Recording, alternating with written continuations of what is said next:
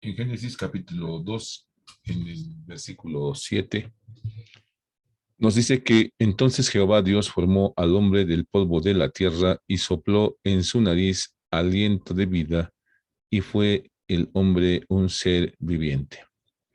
Pues de la nariz ese aliento de vida tenía que pasar por las vías respiratorias y llegar a los pulmones para integrarse a la circulación y dar oxígeno para la vida. Pues así como Jehová Dios ha dado ese oxígeno vital para el cuerpo humano, también nos da ese soplo de vida espiritual para una vida eterna junto con Él. Tengan ustedes un cordial saludo. Vamos a abordar el día de hoy un segmento de la vía respiratoria que es la laringe. Aquí estamos nosotros en la UNSA, Facultad de Medicina, Enfermería, Nutrición y Tecnología Médica, Cátedra de Anatomía, y veremos el tema de laringe. La laringe es conocida coloquialmente como nuez o manzana de Adán porque se pensaba y se creía que esta eminencia en la región anterior del cuello pues venía desde Adán debido a que se había atragantado con la manzana que Eva le había dado a comer. Ahora sabemos bien que el fruto no era una manzana, pero eso se mantiene tradicionalmente. Aquí tenemos una disección donde podemos ver profundamente a la laringe con su cartílago tiroides, rodeada por los músculos infrayoideos. Inmediatamente por debajo de la laringe se encuentra la tráquea, la cual está íntimamente relacionada con la glándula tiroides.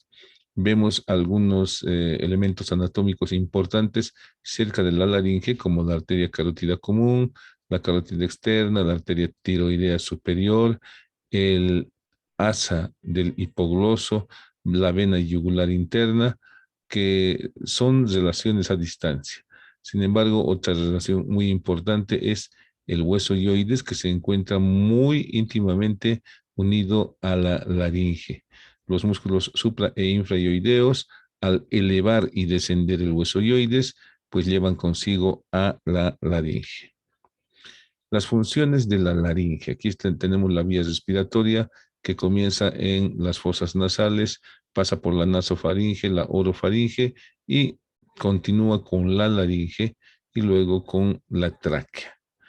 Y también tenemos que mencionar que la cavidad bucal y la orofaringe se constituyen en un conducto mixto, puesto que por aquí tenemos la capacidad de introducir aire a la vía respiratoria. Las funciones de la laringe son, en primer lugar, el paso de aire.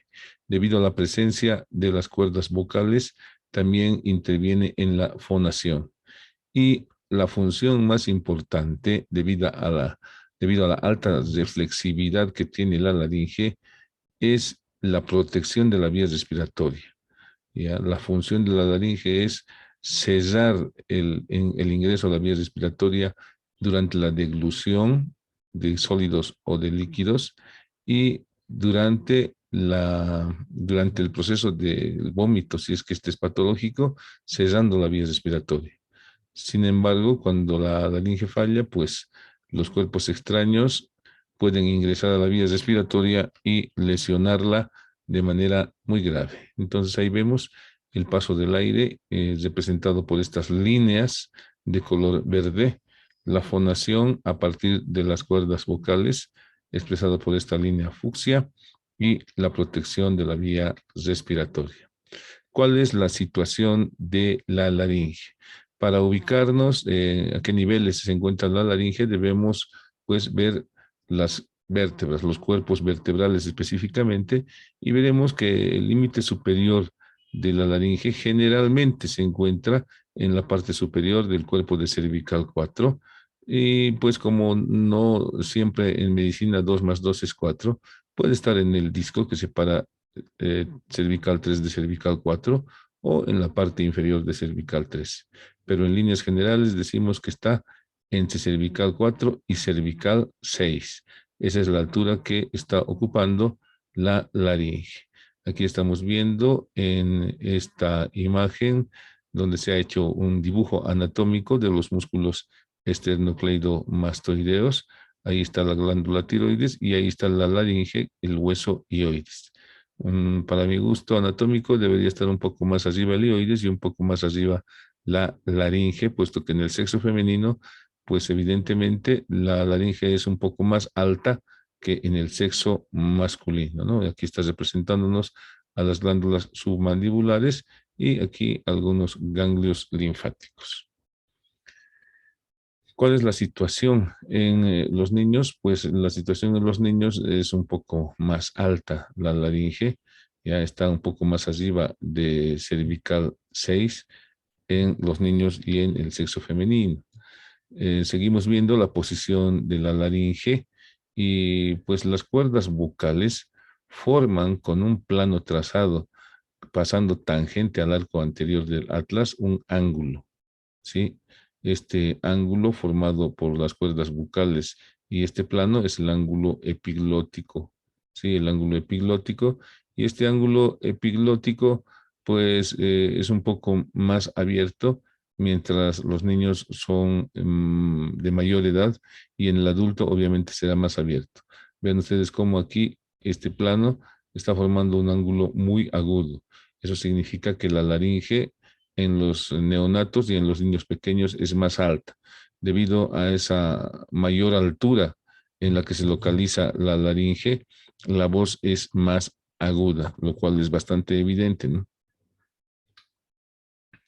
Y aquí tenemos en esta laringe de adulto, pues el plano entre las cuerdas vocales y la línea tangente que pasa al arco anterior del atlas y al borde anterior de la epiglotis, el ángulo epiglótico que vemos que es más abierto, cerca a los 90 grados ya, lo cual significa que la laringe tiene una posición más baja en el sexo masculino especialmente, lo cual le da esa diferente tonalidad en la voz. La forma general de la laringe en el adulto es un conducto cilíndrico. En cambio, en los niños, mientras menores son, tiene la forma de un cono, ¿ya? Cuya base es superior y cuyo vértice es inferior, constituyéndose el cartílago cricoides, el segmento más estrecho de la vía respiratoria en un niño. En el adulto, la vía respiratoria tiene prácticamente el mismo calibre en relación al cartílago cricoides. A este otro lado nos están representando como en los infantes y niños, pues los cartílagos están tapizados de esta mucosa y le están dando en un niño pequeño de aproximadamente 1 o 2 años 4 milímetros de diámetro y en un adulto 8 milímetros de diámetro de la vía respiratoria y también nos están mostrando el revestimiento mucoso. En caso de un edema de la mucosa de la vía respiratoria, pues imagínense 2 milímetros de edema en un niño, en un infante con 4 milímetros de diámetro, pues le disminuye a 2 milímetros de diámetro. En cambio, en el adulto, esos 2 milímetros de edema disminuyen a 6 milímetros de diámetro, lo cual todavía es un calibre expectante para que el aire pueda pasar tranquilamente. La movilidad, como habíamos dicho, por su íntima unión con el hueso hioides, que es desplazado craneal y caudalmente por los músculos supra e infrahioideos, pues la laringe puede tener movimientos de elevación y de descenso. La capacidad de traslación vertical de la laringe, como está especificado aquí, es aproximadamente de 2 a 3 centímetros. Ahora, normalmente cuando estamos explorando la laringe, podemos por palpación externa mover lateralmente la laringe. Si ese movimiento lateral no está dificultado, pues podemos deducir que se trata de una laringe sana y los tejidos vecinos también estarán sanos. Sin embargo, si no hay desplazamiento lateral, puede ser que se esté tratando de un proceso infeccioso o quizá un proceso canceroso. Aquí vemos las dimensiones generales de la laringe. En el sexo femenino, la longitud de la laringe es de 36 milímetros y en el sexo masculino de 44 milímetros. El diámetro anteroposterior de la laringe en el sexo femenino es de 41 milímetros y en el sexo masculino 43 milímetros.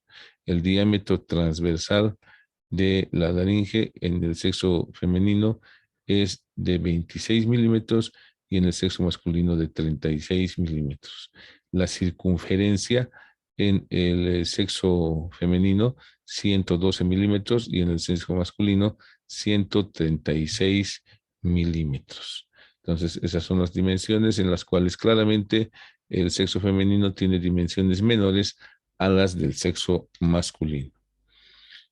Entre las dos láminas del cartílago tiroides se forma un ángulo llamado precisamente ángulo tiroideo, el cual es más abierto en el sexo femenino, 120 grados, y en el sexo masculino es más cerrado, 90 grados. Entonces, aquí en este esquema estamos viendo cómo es la longitud de la laringe en sentido anteroposterior, tanto en el sexo masculino como en el sexo femenino. Aquí, en la edad prepuberal, vemos que el cartílago tiroides y las cuerdas vocales son prácticamente iguales tanto en el sexo masculino como en el sexo femenino. Después de la pubertad, cuando ya han estimulado las hormonas sexuales masculinas y femeninas, el desarrollo de todos los órganos secundarios, pues las cuerdas bucales y el cartílago tiroides tienen una longitud mayor en el sexo masculino y el ángulo tiroideo más agudo. Y en el sexo femenino, la longitud anteroposterior se mantiene prácticamente como en la edad prepuberal, el tamaño es proporcionado y las cuerdas vocales también son algo menores. Aquí nos muestra cuál es la diferencia entre la longitud anteroposterior del sexo masculino, aquí en punteado el cartílago tiroides, y del sexo femenino. Aquí igual, ¿no?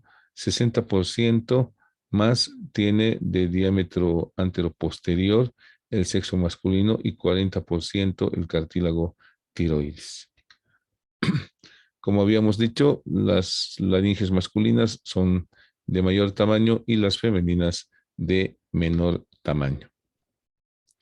En lo que se refiere a la estructura de la laringe, pues está constituido por un importante esqueleto cartilaginoso, el cual se une por medio de articulaciones y de membranas. También está constituido, además de las articulaciones sinoviales y de las membranas, por una mucosa que tapiza profundamente a la laringe, un esqueleto fibroso que está junto con los ligamentos y extrínsecamente está formado por el hueso hioides y los músculos extrínsecos. Vale la pena también mencionar que en la estructura íntima de la laringe vamos a encontrar los músculos intrínsecos, que son los que van a mover a las cuerdas bucales. Ya habíamos mencionado que tiene un esqueleto cartilaginoso, articulaciones, membranas y ligamentos, músculos intrínsecos y una mucosa. Aquí estamos viendo en esta imagen de Netter de perfil la presencia de los cartílagos impares de la laringe, que son el cartílago epiglótico, que aquí está siendo cubierto por el hioides y por la membrana tiroidea. Sin embargo, le hemos remarcado con esta línea punteada al cartílago epiglótico, el primer cartílago impar localizado en la línea media. El segundo cartílago impar es este, el cartílago tiroides.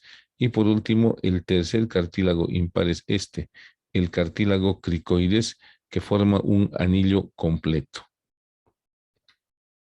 Y aquí vemos nuevamente los cartílagos por delante, por detrás y lateralmente. Por delante hemos mencionado 3 cartílagos impares en la línea media, el cartílago epiglótico, el cartílago tiroides y el cartílago cricoides. Vistos por detrás, ahí está el cartílago epiglótico, ahí está el cartílago tiroides con sus 2 láminas y ahí está el cartílago cricoides. En la imagen de perfil, el cartílago epiglótico, el cartílago tiroides y el cartílago cricoides. Aquí en este esqueleto cartilaginoso, además, estamos viendo otros cartílagos muy importantes, los cartílagos pares localizados a los lados de la línea media. Tenemos en primer lugar los cartílagos aritenoides, que son de vital importancia en la función de la laringe. Estos cartílagos, que tienen la forma de una pirámide, por arriba tienen a los cartílagos corniculados, y en los repliegues aritenoepiglóticos encontraremos otros pequeños cartílagos llamados cartílagos sesamoideos.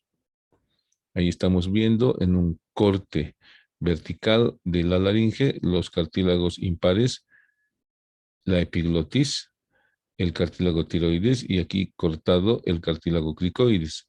Aquí vemos el cartílago aritenoides, y sobre el cartílago aritenoides el cartílago corniculado. Y en los pliegues aritenoepiglóticos estarían los cartílagos sesamoideos. En esta imagen además aprovechamos para decir que en esta parte anterior del cartílago aritenoides, llamado apófisis vocal, se inserta la cuerda vocal. Y el otro cartílago que nos toca ver en este momento es pues el cartílago tiroides. El cartílago tiroides está formado por dos láminas, una lámina izquierda y una lámina derecha, un borde superior, un borde posterior, un borde inferior. Del borde superior están partiendo hacia arriba las astas mayores, que miden aproximadamente 14 milímetros, y hacia abajo las astas menores, que miden la mitad, es decir, 7 milímetros, que se van a ir a articular con el cartílago cricoides. El cartílago cricoides es el único cartílago que tiene la forma de un anillo completo. En este caso, para hacer una demostración gráfica, han sacado un cartílago cricoides y han tratado de introducirlo en el dedo anular. Sin embargo, esto nos desorienta, puesto que el cartílago cricoides tiene exactamente el diámetro interno que corresponde al diámetro del dedo meñique.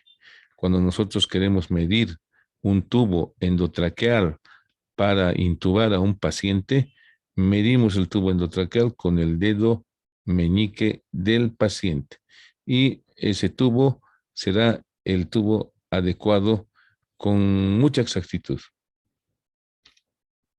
Ahí tenemos el cartílago cricoides visto de arriba, visto lateralmente, visto por delante y visto por detrás. El cartílago cricoides nos presenta hacia adelante lo que se conoce con el nombre de arco cricoideo, y hacia atrás el engarce o lámina cricoidea. Ahora vean ustedes cómo el arco cricoideo, partiendo de la línea media anterior y dirigiéndose hasta la lámina, va aumentando de espesor, va aumentando de altura, ¿sí? Entonces aquí también se ve cómo el arco va aumentando de altura hasta llegar a la lámina, que tiene aproximadamente 2 centímetros de altura.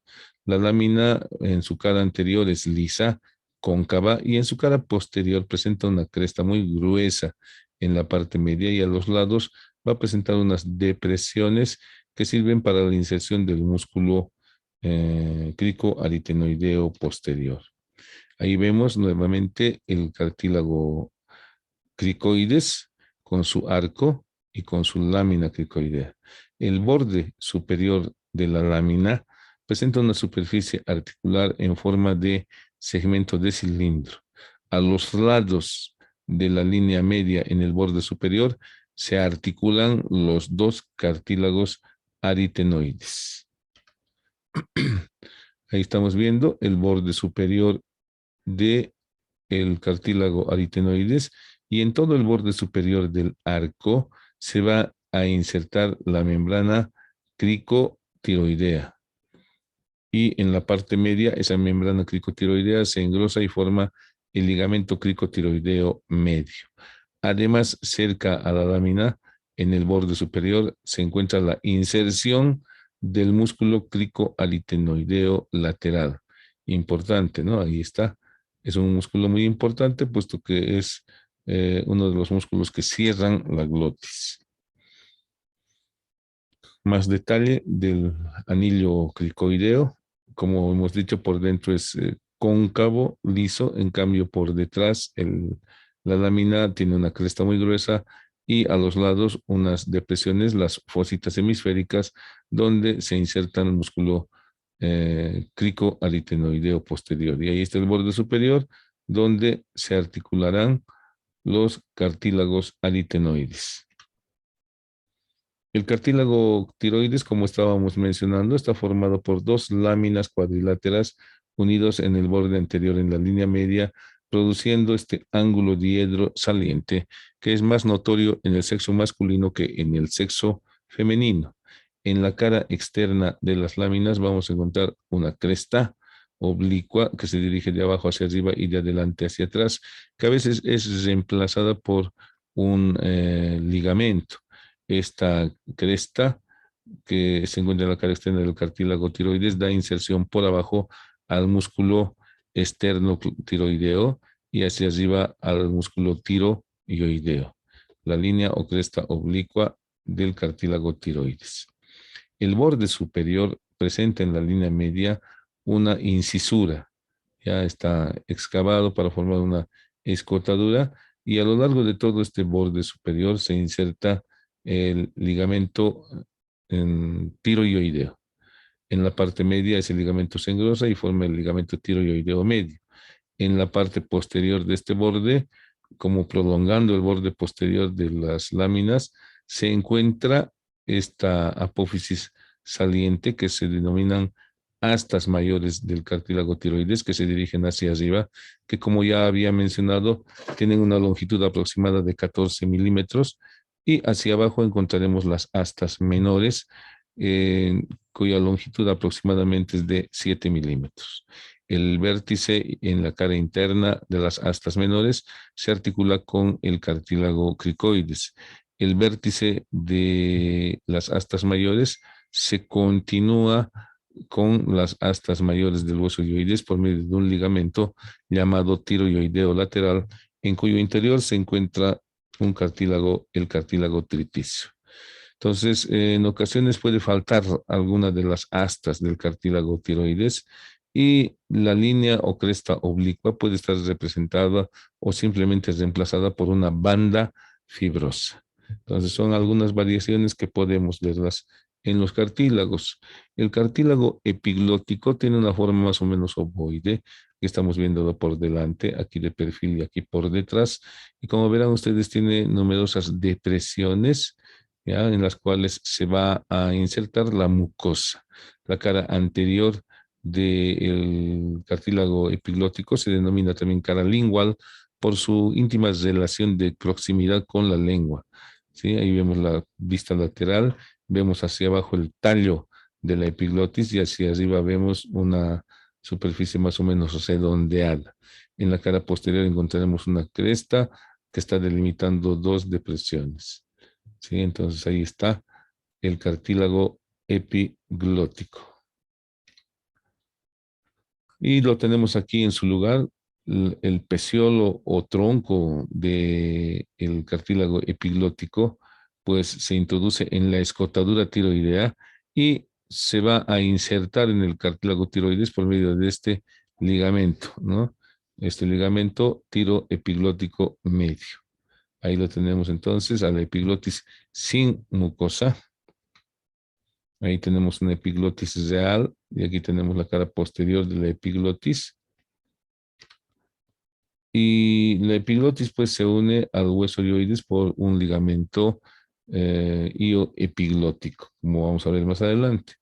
Los cartílagos aritenoides se localizan, son dos, se localizan a los lados de la línea media en el borde superior del cartílago cricoides. Estos cartílagos aritenoides tienen la forma de una pirámide triangular de base inferior y de vértice superior. Lo que nosotros vemos habitualmente es esta cara de los cartílagos aritenoides, que es la cara posterior. La cara interna está en relación con una hendidura llamada glotis y la cara externa está en relación con el músculo cricoaritenoideo lateral. Estamos viendo en esta imagen que a continuación de la base triangular, en el ángulo externo, se encuentra una prolongación que es el proceso muscular el proceso muscular donde se insertan los músculos intrínsecos de la laringe. Y ahí tenemos precisamente la superficie articular, algo se ha desplazado el cartílago aritenoides, estamos viendo el proceso vocal y el proceso muscular. El proceso vocal y el proceso muscular. Ahí estamos viendo también en estas imágenes la cara externa y la cara posterior. En la cara externa hay una pequeña depresión, la fosita hemisférica, pero lo importante es que en la parte anterior de la base de esta pirámide se encuentra una apófisis vocal donde se inserta las cuerdas vocales y el músculo tiroaritenoideo. Y por detrás encontraremos la apófisis muscular, la apófisis muscular. Ahí están, en la parte superior de la lámina cricoidea están los cartílagos aritenoides, cuya base tiene la forma de un segmento de cilindro hueco, para formar junto con el borde superior del cartílago cricoides una articulación en forma de segmento de cilindro. Ahí está precisamente la articulación en forma de segmento de cilindro. La unión del cartílago cricoides con el cartílago tiroides, aquí estamos viendo como si fuera transparente el cartílago tiroides, es por medio de esta membrana cricotiroidea. Es muy importante que nos acordemos de esta membrana, puesto que la localización por medio de la palpación superficial y la punción en esta membrana puede salvar vidas.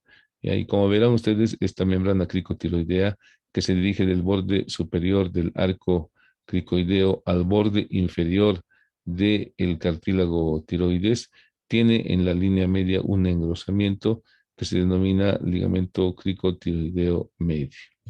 Ahí está entonces la articulación entre el cartílago tiroides y el cricoides. Además, el cartílago tiroides con el cartílago cricoides se articulan por medio de una articulación sinovial plana que tiene sus superficies articulares en el asta menor del cartílago tiroides y en la cara lateral del cartílago cricoides. Esta es una articulación sinovial, por lo cual pues goza de superficies articulares, no necesita revestimiento cartilaginoso porque ella misma es un cartílago, pero tiene una cápsula articular tapizada profundamente por membrana sinovial y esta va a producir la sinovia, ¿sí? En el vértice de los cartílagos aritenoides encontraremos los cartílagos corniculados y estos cartílagos corniculados se unen entre sí y con el borde superior del cartílago cricoides. Ahí está nuevamente la membrana cricotiroidea, donde se hace la cricotirotomía precisamente en caso de obstrucción de la vía respiratoria.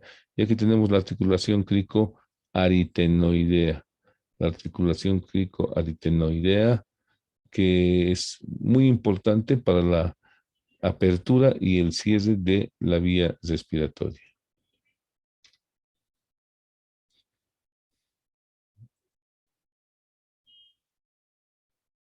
Aquí tenemos una aproximación del borde superior del cartílago cricoides con la articulación con los cartílagos aritenoides y vemos pues que entre las caras internas de los cartílagos aritenoides queda un pequeño espacio que será rellenado por un músculo. Y en la parte superior, en el vértice de los cartílagos aritenoides, tenemos los cartílagos corniculados que están unidos por medio de una articulación sinovial plana o anfiartrosis con cápsula articular y membrana sinovial. Lo mismo que la articulación cricoaritenoidea que tiene la forma de segmento de cilindro y que también es una articulación sinovial con cápsula articular y ligamentos de refuerzo. Ahí está la articulación aricorniculada en una ampliación donde vemos las superficies planas. Y pues encontramos un ligamento denominado cricocorniculado que se une al del lado opuesto para terminar en el borde superior de la lámina cricoidea y en su interior contiene un cartílago denominado cartílago interaritenoideo. En esta imagen estamos viendo la epiglotis que se está uniendo al cartílago tiroides por medio de este ligamento tiroepiglótico. Ahí está la epiglotis y este sería el ligamento tiroepiglótico. En el interior y en el espesor de, la estructura de la laringe, vamos a encontrar un tejido fibroso que se encuentra a partir de las cuerdas vocales para abajo, que se denomina cono elástico, que se inserta en el borde superior del cartílago cricoides y termina en las cuerdas vocales. Y hacia arriba encontraremos otro tejido fibroso que es cuadrilátero, que es la lámina cuadrilátera. Precisamente aquí tenemos un esquema donde la descripción de estos dos elementos, la membrana cuadrilátera y el cono elástico, están en torno a las cuerdas bucales, ¿no? Tradicionalmente se mencionan a las cuerdas bucales verdaderas o inferiores y a las cuerdas bucales falsas o superiores. Esas cuerdas bucales falsas están formadas por el ligamento vestibular y las cuerdas vocales verdaderas por el ligamento vocal. Ambas se extienden desde el cartílago tiroides hasta el cartílago aritenoides, ¿no? Aquí está el cartílago tiroides al aritenoides. Y pues el tejido fibroso que se encuentra craneal al ligamento vestibular tiene forma cuadrilateral, como se ve aquí, y está formando precisamente esa membrana cuadrangular. Y desde la cuerda bucal o ligamento bucal hacia abajo, hacia el borde superior del cartílago cricoides, encontramos esta otra membrana que es el cono elástico. Esto es visto profundamente. Y visto por afuera, aquí tenemos el cono elástico que se viene desde las cuerdas vocales hasta el borde superior del cartílago cricoides. Ahí encontramos los ligamentos ariteno-epiglóticos, que están formando los repliegues ariteno-epiglóticos, ¿sí? Encontramos los ligamentos tiroaritenoideos, ¿ya? Superiores, y el ligamento tiroaritenoideo inferior o cuerda vocal. La unión de la laringe con los órganos vecinos se realiza por medio de esta primera membrana, que es la membrana tiroioidea. La membrana tiroioidea que une el borde superior y el asta mayor del cartílago tiroides con el borde inferior de el hueso hioides por medio de esta membrana tiroioidea que tiene en la parte media un engrosamiento que se denomina ligamento tiroioideo medio y en la parte lateral entre el vértice de las astas mayores del cartílago tiroides y del hueso hioides otro engrosamiento que es el ligamento tiroioideo lateral en cuyo espesor se encuentra un pequeño cartílago que es el cartílago tritíceo. Luego, los ligamentos que unen la epiglotis con la lengua, que no lo estamos viendo aquí, que son los ligamentos glosoepiglóticos medios y laterales, los ligamentos faringoepiglóticos y la membrana cricotraqueal.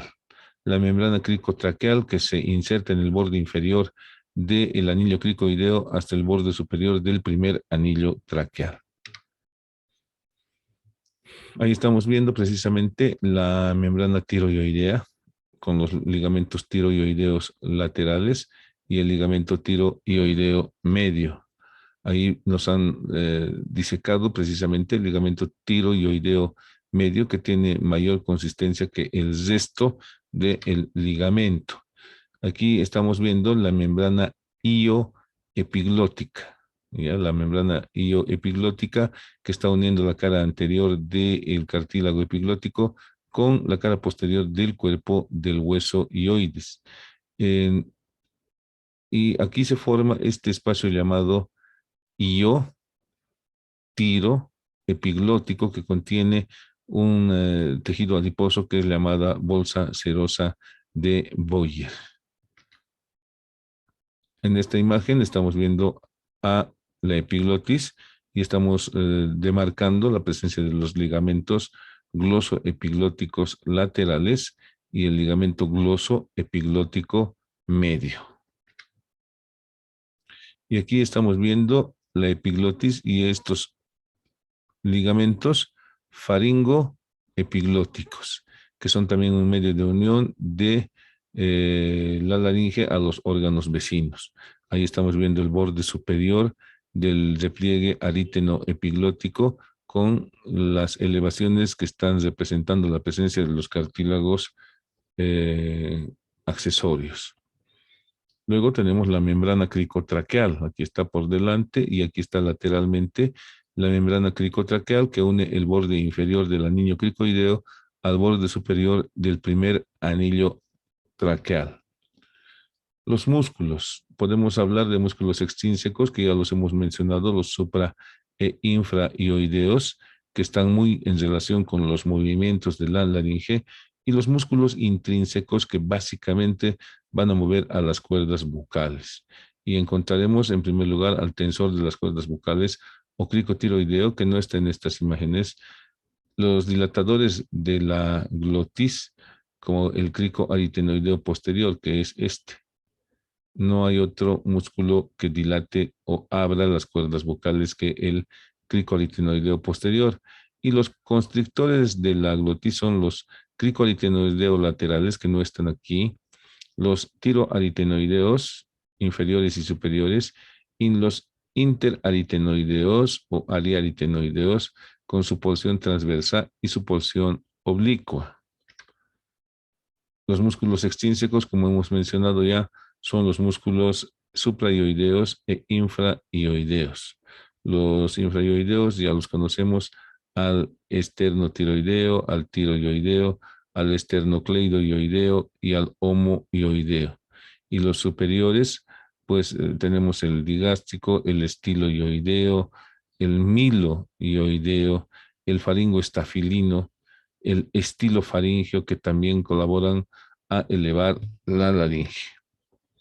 Ahí estamos viendo precisamente los músculos infraioideos, el homoioideo, el esternoioideo, esternocleidoioideo, el esternotiroideo, el tiroideo.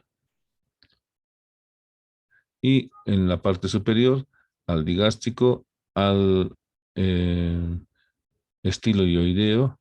Ya nos faltarían ver los faringoestafilinos y el músculo constrictor inferior, que también es un músculo extrínseco, donde encontramos el esfínter esofágico superior.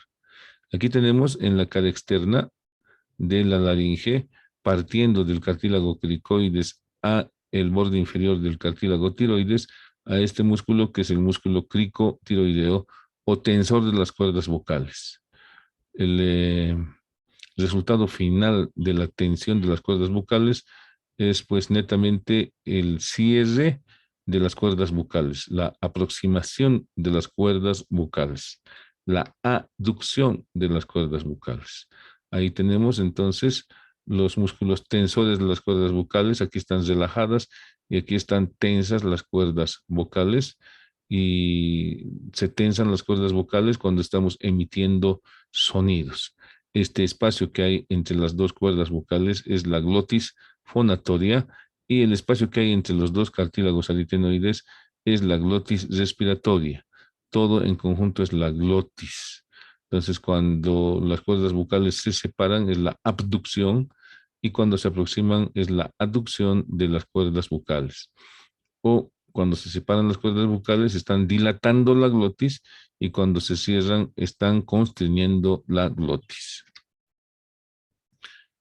Este músculo, el cricoaritenoideo posterior, se llama así porque está partiendo del cartílago cricoides y está terminando en la apófisis vocal del cartílago aritenoides. El cricoaritenoideo posterior es el único músculo que va a abrir las cuerdas vocales, va a abducir, separar las cuerdas vocales y va a producir una apertura de la glotis, el cricoaritenoideo posterior. Ahí estamos viendo precisamente la acción de los músculos cricoaritenoideos posteriores.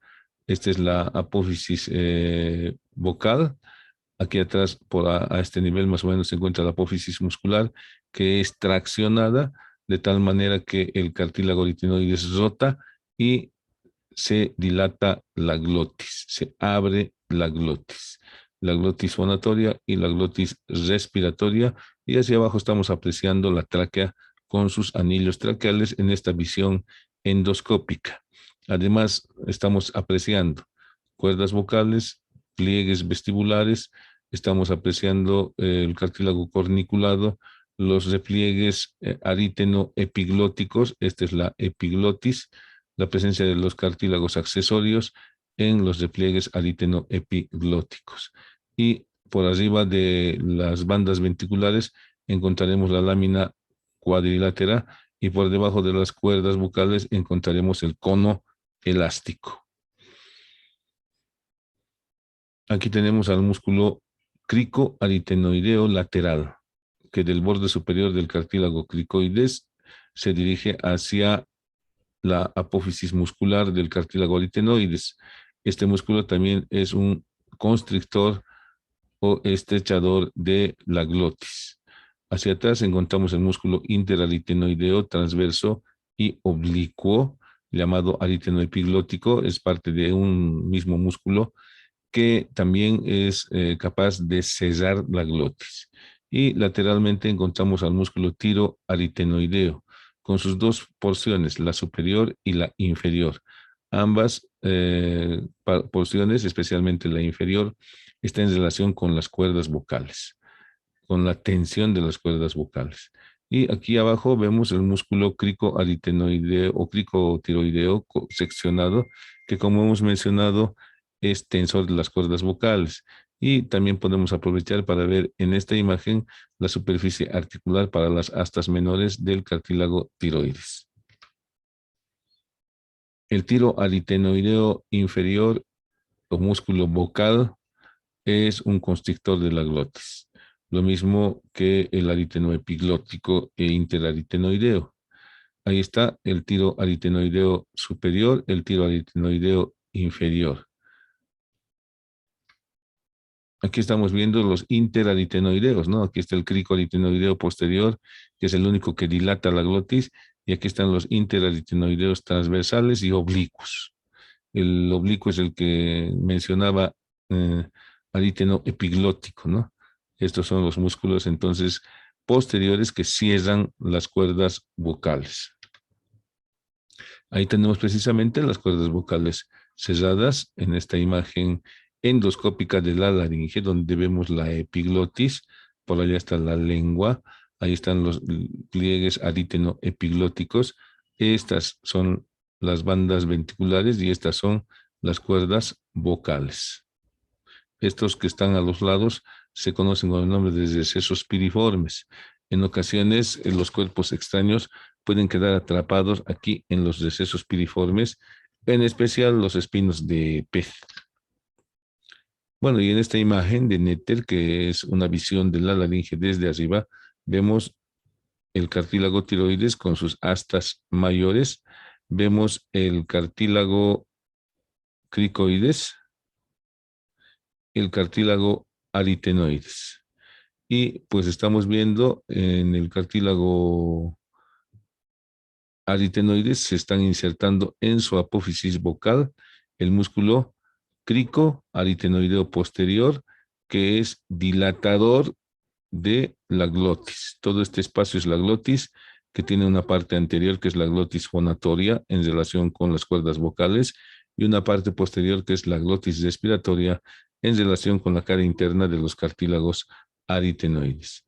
Entonces, músculos dilatadores de la glotis, solamente los músculos cricoaritenoideos posteriores.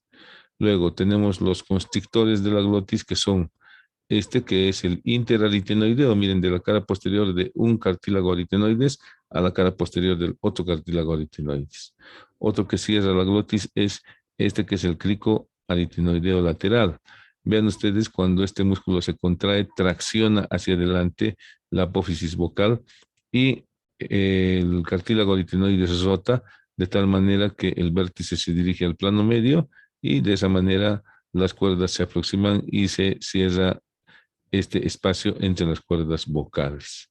Aquí estamos viendo, justo en relación con las cuerdas vocales, los músculos tiroaritenoideos, de los cuales el inferior corresponde a las cuerdas vocales. Y por último, nos falta ver estos músculos que son los músculos cricotiroideos, que son tensores de las cuerdas vocales. También no hemos mencionado estos músculos que son los interaritenoideos o ariaritenoideos. Ahí está entonces, tensores de las cuerdas vocales, dilatadores de los cricoaritenoideos posteriores, los que cierran los cricoaritenoideos laterales, los interaritenoideos y los tiroaritenoideos. Ahí está, miren, una dinámica de apertura y cierre de las cuerdas vocales. Cuando se abren las cuerdas vocales, pues es el músculo cricoaritenoideo posterior el que está trabajando. Cricoaritenoideo posterior. Cricoaritenoideo posterior. Entonces ahí está el repliegue aritenoepiglótico. Esta es la epiglotis. Y cuando se abren las cuerdas vocales podemos ver la tráquea. ¿Qué vamos a encontrar en la configuración externa de la laringe? Que más o menos se parece a un cilindro, ¿no? Sin embargo, habíamos dicho que en la edad infantil se parece más bien a un cono truncado. Y pues veremos una cara anterior, cara lateral y cara posterior. En la cara anterior de la laringe vamos a encontrar como relaciones, en ocasiones, la pirámide del aloet, ¿sí? O proceso piramidal de la glándula tiroides. A tenerla en cuenta, puesto que si hacemos una cricotirotomía y nos encontramos con esta prolongación de la glándula tiroides, podemos producir una profusa hemorragia. Por delante de la laringe se encuentran los músculos infraioideos, ya en superficiales, el esternocleidoideo y el homoioideo. Y al mismo cartílago hemos dicho que se inserta el músculo esternotiroideo y el tiroideo, que están superficialmente en relación a la laringe. También vamos a encontrar que la cara externa de la laringe está cruzada por la arteria tiroidea superior, la vena tiroidea superior. También lateralmente se encuentra la arteria carótida común y un poco más allá se encontrará el nervio vago. Ahí está las relaciones de la cara anterior de la laringe. En la cara posterior de la laringe vamos a encontrar, en primer lugar, el orificio superior de la laringe. El orificio superior de la laringe. Luego vamos a encontrar la hendidura interaritenoidea. Y a los lados, lo que les había mencionado hace rato, ¿no? Los recesos piriformes. En el contenido o en la configuración interna de la mucosa de la laringe, vamos a encontrar que esta está dividida en una parte superior, en una parte media y en una parte inferior. El piso superior está formado por la banda ventricular para arriba. Sí, el límite inferior de este piso superior es la banda ventricular, que viene a delimitar lo que se conoce también con el nombre de vestíbulo de la laringe. El piso medio, que se encuentra entre las dos cuerdas vocales, y luego tenemos la cuerda bucal, y por debajo de la cuerda bucal, la subglotis, ¿no? Ahí está. Superior, medio e inferior. Y aquí estamos viendo en una sección vertical y en una sección transversal de la laringe que entre las cuerdas vocales verdaderas y las bandas ventriculares o pliegues vestibulares se encuentra una depresión, una fosita, que es el ventrículo laringio, ¿no? Ahí estamos viendo al ventrículo laringio.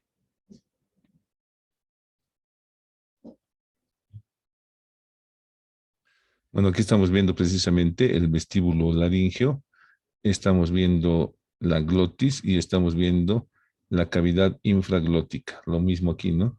Todo esto es el vestíbulo delimitado por la cara posterior de la epiglotis y a los lados la lámina cuadrilátera estará formando el esqueleto de esta pared lateral del vestíbulo y el borde superior estará formado por los repliegues aritenoepiglóticos.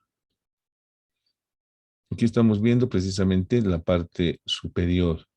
En la parte superior o vestíbulo encontraremos, como hemos dicho, el límite, la epiglotis con su saliente que se denomina tubérculo epiglótico, los repliegues aritenoepiglóticos, en la parte posterior la hendidura interaritenoidea y, como habíamos mencionado, en el interior de esta pared lateral se encuentra la lámina cuadrilátera, ¿no? Ahí está la banda ventricular. La glotis, el espacio entre las cuerdas vocales y entre las caras internas de los cartílagos aritenoides, pues viene a constituirse en la parte media, ¿no? Entre la banda ventricular y la cuerda vocal encontramos un espacio denominado ventrículo laringio que hacia adelante se prolonga con una cavidad llamada apéndice ventricular. Aquí estamos viendo precisamente en esta imagen de este corte vertical la presencia de ese apéndice ventricular que se prolonga más hacia adelante, ¿no? Y en esta imagen de Ken Hub estamos viendo la cuerda bucal, la banda ventricular y la prolongación hacia adelante, ¿no? El apéndice ventricular. Y el piso inferior, pues es nada más que la subglotis, que tiene el epitelio respiratorio cilíndrico pseudoestratificado con cilios vibrátiles y células caliciformes. Entonces, desde ahí nuevamente el epitelio respiratorio empieza a aparecer y pues esta subglotis es muy importante conocer. ¿Cuál es la irrigación de la laringe? Pues la arteria laringea superior, rama de la tiroidea superior. ¿Sí? La arteria laringe inferior, rama de la rama interna de la tiroidea superior, son las que van a dar la principal irrigación a la laringe, ¿no? Y aquí la tenemos, la arteria laringea superior, que penetra a la laringe perforando la membrana tiroidea, y ahí está la arteria laringea inferior, que también penetra a la laringe perforando la membrana cricotiroidea. Ahí tenemos de la arteria tiroidea inferior, se está originando la arteria laringea posterior. ¿Sí? La arteria laringea posterior que se dirige hacia la laringe y que va a irrigar la misma. Ahí vemos precisamente los vasos sanguíneos. Esta es la arteria laringea superior. Ya aquí está el asta mayor del ioides, aquí está el borde superior del cartílago tiroides, la arteria laringea superior, rama de la tiroidea superior, que se está distribuyendo en el interior de la laringe. La inervación está proporcionada por el nervio laringio superior y el nervio laringio recurrente, ambos ramas del vago. Y ambos en el interior de la laringe se anastomosan por medio de sus ramas. El nervio recurrente laringio va a dar inervación a todos los músculos intrínsecos, excepto al crico aritenoideo o al crico tiroideo, excepto al crico tiroideo. El crico aritenoideo lateral, el crico aritenoideo posterior, el tiro aritenoideo y el interaritenoideo están inervados por el nervio recurrente laringio. Y el músculo cricotiroideo está inervado por el laringio superior. El nervio recurrente laringio es rama del vago que se origina en el lado derecho a la altura de la arteria subclavia y en el lado izquierdo a la altura del callado de la aorta en el interior del tórax. Ahí está mostrándonos la disección, precisamente las ramas laringeas superiores introduciéndose en la laringe. Aquí nos está mostrando la epiglotis, ahí está el tubérculo epiglótico, los cartílagos aritenoides seccionados. Y ahí estamos viendo precisamente el nervio vago y su rama recurrente laringea del lado derecho por debajo de la arteria subclavia, formando un asa. Y este asa asciende por detrás de la glándula tiroides para introducirse en la laringe. Aquí tenemos el nervio vago muy grueso y su continuación hacia el esófago, y este por debajo del callado de la aorta es el nervio recurrente laringio del vago, muy en relación con esta otra estructura. Esta es la arteria pulmonar, esta es la arteria aorta, unidas por este ligamento arterioso, que en etapa intrauterina era un conducto arterioso. Cuando hay una persistencia del conducto arterioso y se tiene que ligar este conducto arterioso persistente, debemos tener mucho cuidado de esta relación del nervio recurrente laríngeo del vago con el ligamento pulmonar, ¿no? O ligamento arterioso. ¿Quién inerva a la laringe? Ya hemos visto que la inervación parasimpática proviene del nervio vago. Sin embargo, el nervio vago está anastomosado internamente con el nervio espinal, y el nervio espinal con su rama interna, con axones procedentes del núcleo ambiguo que hemos visto que es motor voluntario, pues está dando la inervación parasimpática. Están juntando la inervación parasimpática y la inervación motora de los músculos intrínsecos de las cuerdas vocales. Además, también tiene la inervación simpática proveniente de los ganglios simpáticos cervicales y de los primeros torácicos, ¿no ve? 1, 2, 3, 4, hasta el 5, ¿ya? Pero solamente los primeros van a ir a dar inervación simpática a la laringe. El resto será parasimpático. Y ahí tenemos precisamente la acción de los músculos, dilatación de la glotis, cierre de la glotis, dilatación de la glotis. Esta es una glotis de un neonato, por eso su epiglotis se ve un poco más marcada. Dilatación de la glotis, cierre de glotis. Ahí está la comisura anterior, que se describe endoscópicamente.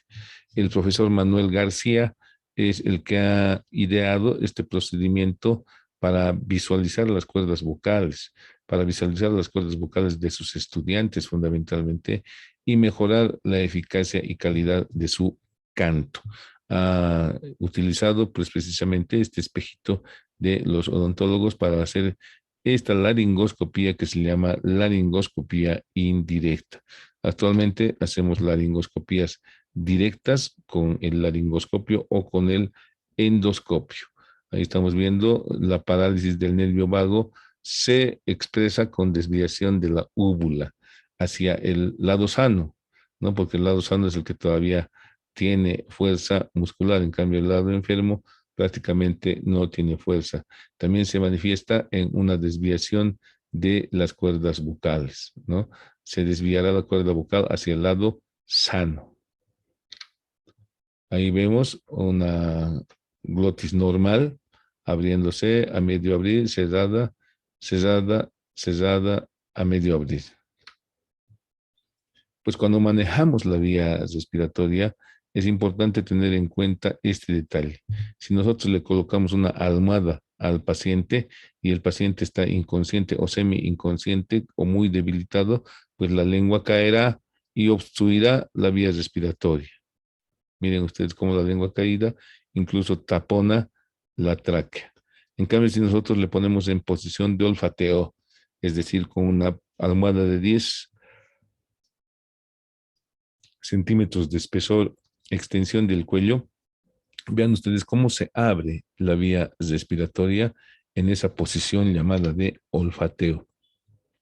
Si nos encontramos con un paciente inconsciente, pues lo que tenemos que hacer es mantener permeable la vía respiratoria. Ahora, no siempre debe estar inconsciente, muchas veces están muy debilitados por el esfuerzo que han realizado, y pues la lengua que es pesada puede caer, como hemos visto en la diapositiva anterior, y obstruir la vía respiratoria. Entonces, para evitar aquello, contamos con estos aditamentos, con este material de manejo de la vía respiratoria, que es el tubo de Mayo. El tubo de Mayo debe ser adecuado. Un tubo de Mayo adecuado a un paciente es el que se mide desde el gonio o ángulo de la mandíbula hasta el labio. Entonces, midiendo por fuera y abarcando con el tubo de Mayo desde el ángulo de la mandíbula hasta la comisura labial, pues estamos seguros de que estamos en el lugar preciso, porque si introducimos un tubo más largo, un tubo de Mayo más largo, podemos empujar la epiglotis y cerrar la vía respiratoria. Si es más corto, pues la lengua va a hacer una especie de reloj de arena, igual nomás va a estar obstruyendo. Otra forma de permeabilizar la vía respiratoria es por una cánula nasofaringea. Una canulita nasofaringea que ayuda a que el paciente no entre en hipoxia. Cuando nosotros podemos llevarnos a nuestra cavidad bucal algunos alimentos que no son deglutidos adecuadamente, porque el reflejo de la deglución puede estar alterado, pues el alimento puede quedar atrapado entre las cuerdas vocales, lo cual impide el paso del aire. Es importante pues que se expulse ese cuerpo extraño, y cualquier cuerpo extraño siempre es expulsado por medio de la tos, pero si hay obstrucción es difícil producir el reflejo de la tos, porque para toser primero hay que inspirar. Entonces para eso se realiza esta maniobra que ha sido prohibida, ¿no? La maniobra de Heimlich, que consiste en presionar el epigastrio y parte del abdomen a fin de producir un espacio muerto, y que sea empujada el cuerpo extraño hacia afuera, ¿sí? Entonces, ¿por qué se ha prohibido? Porque muchas veces se hace con tanta fuerza que puede haber estallidos de hígado, ¿no? Ahí tenemos a una persona haciendo la maniobra de Heimlich. Ahí tenemos ya que el que ha sufrido de la obstrucción está ya desmayado, entonces se presiona el epigastrio, y aquí en los bebitos con los deditos, solamente con los deditos, o ponerlo boca abajo, sujetándolo de los pies y golpearle la espalda. Importante, ¿no? Ahora, cuando uno se encuentra solo, pues puede hacer en el borde de una silla esta maniobra de Heimlich para ayudarse a sí mismo. Pues bien, en la mucosa de la vía respiratoria, como verán en histología o ya han visto, existen las células cebadas o mastocitos. Entonces han debido ustedes oír hablar o habrán hablado alguna vez del edema de glotis. El edema de glotis es nada más ni nada menos que es una edematización de la mucosa glótica debido a la presencia de sustancias como la histamina. Puede haber edema de glotis por irritación de sustancias químicas o por reacción antígeno-anticuerpo con gran liberación de histamina, como ocurre cuando hay una picadura de abeja, por ejemplo. Y puede haber también espasmo, o sea que estas cuerdas se cierran y ya no se abren. Entonces, en ese caso tenemos que hacer la cricotirotomía. Si las cuerdas vocales se han cerrado tanto que no permiten que pase el aire porque están atrapando quizá a un cuerpo extraño, pues debemos ir palpando en el rombo de los músculos infraioideos a partir del hueso ioides, la membrana tiroidea, el borde anterior del cartílago tiroides, e inmediatamente por debajo se siente un vacío que es la membrana cricotiroidea. Ahí se hace la punción cuando se trata de obstrucciones de la vía respiratoria. Vean ustedes, aquí están haciéndolo en quirófano con bisturí, ¿no? O en emergencias, quizá con un bisturicito, pero esto ocurre en cualquier lugar y se tiene que hacer con lo que sea. Se puede hacer con un cuchillo, con un bolígrafo, hay técnicas, y aquí está poniéndole incluso anestésico local para hacer ese procedimiento. Sin embargo, en pacientes como esta paciente con alteraciones morfológicas del cuello, como es el bocio, pues difícilmente se podrá hacer la cricotirotomía. Ahí tenemos pues algunos elementos, algunos materiales que nos sirven para el manejo de la vía respiratoria, como este que es el tubo copa, que es un tubo de mayo que tiene un balón prácticamente en la cavidad bucal. Se abre el balón, se infla el balón y pues queda localizado en su lugar el tubo de mayo. Ahí está precisamente con sus balones inflados, anclados por ese balón. Otro, otra, otra, otro aditamento que tenemos para el manejo de la vía respiratoria es la máscara laríngea. La máscara laríngea que se introduce directamente a la entrada de la laringe. Ya esta oliva tiene que estar justo en el orificio de entrada de la laringe hacia la vía respiratoria. Existen diferentes números, diferentes tamaños de máscaras laríngeas. Y ahí estamos viendo cómo la máscara laríngea es acomodada en el orificio de entrada a la laringe. Ahí está, ¿no? Están acomodando. Primero se desinfla y una vez que estemos seguros que estamos en el orificio de entrada a la laringe, se infla y eso le mantiene con oxígeno al paciente.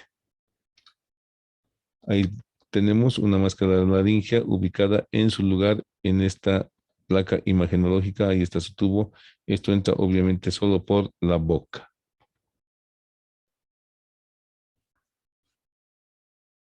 La vía respiratoria y la boca están muy íntimamente relacionadas desde el punto de vista de continuidad y contigüidad. Por lo tanto, nosotros empleamos la visibilidad de las estructuras de la boca para predecir un manejo de la vía respiratoria difícil. Aquí estamos viendo 4 tipos de visualización de las estructuras de la boca. En esta primera imagen estamos viendo cómo al pedir al paciente que saque la lengua se ven, en primer lugar, los pilares anteriores, la úvula, los pilares posteriores de la fosa amigdalina. Y pues cuando se puede observar todo esto, decimos que es un Mallampati clase 1. Cuando no se pueden ver los pilares y el vértice de la úvula está cubierto, se trata de un Mallampati grado 2. Cuando no se puede ver más que la base de la úvula, se trata de un Mallampati clase 3. Y cuando solamente se ve el paladar blando, se trata de un Mallampati grado 4. Esto está relacionado con la visualización de las cuerdas vocales. Cuando nosotros tratamos de visualizar las cuerdas vocales con la laringoscopía directa, en el Mallampati 1, pues se ven fácilmente las cuerdas vocales. En el Mallampati 2, pues la epiglotis prácticamente está cubriendo parcialmente la glotis. En el Mallampati 3 prácticamente no se ven las cuerdas vocales y en el Mallampati 4 no se ve ni la epiglotis. Entonces, esta prueba es muy sensible con un Mallampati 1 y un Mallampati 4. El 2 y el 3, pues son muy inciertos, pero el 1 y el 4 tienen el 90% de sensibilidad. Y pues aquí estamos viendo cómo con un laringoscopio con cámara se está realizando la intubación en este muñeco y es pues una forma de aprender la intubación endotraqueal por medio de esta técnica que se denomina simulación. Para realizar la intubación endotraqueal es necesario que alineemos el eje oral, el eje faringio y el eje laringio. Para alinear estos 3 ejes, pues lo que hacemos es colocar una almohada de 10 centímetros de altura debajo de la nuca del paciente. Luego extendemos el cuello para poner en posición de olfateo y ya tenemos alineados los ejes oral, faringio y laringio que nos permitirán hacer una visualización directa de las cuerdas vocales. En algunos casos, como en quemaduras con cicatrices queloides en el cuello, es muy difícil hacer aquello, ¿sí? No hay movilidad. En obesidad también es muy difícil realizar este alineamiento. Sin embargo, tratamos de poner al paciente en posición de olfateo. En algunas malformaciones con la quijada muy pequeña, también es muy difícil hacer la laringoscopía. Lo mismo en algunas malformaciones como en el labio leporino uni o bilateral.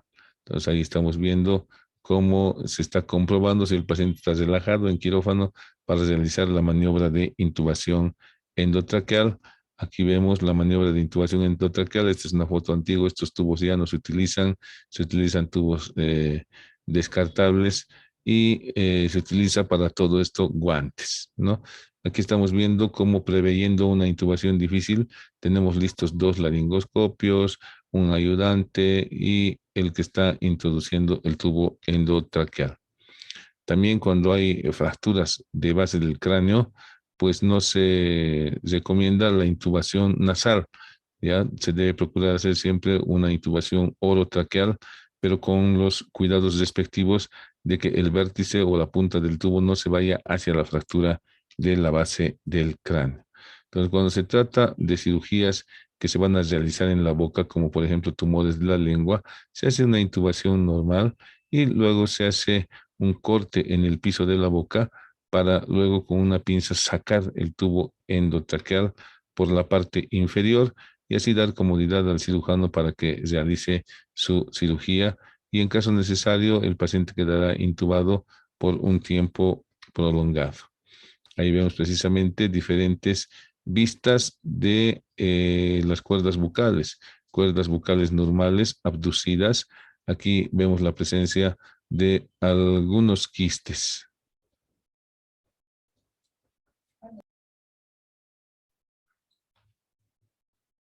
Vemos algunas cuerdas lesionadas con algunos quistes, con algunos granulomas eh, que, que interfieren en una correcta fonación, por lo cual se las puede tratar por medio de procedimientos quirúrgicos que obviamente por tratarse de cuerdas vocales son de alto riesgo, pese a que la cirugía es pequeña. Bueno, esta es una imagen artística de lo que son las cuerdas vocales representadas a manera de unos insectos. Es importante entonces el conocimiento de la laringe dentro de la vía respiratoria para el manejo de la misma. Muchísimas gracias por su atención.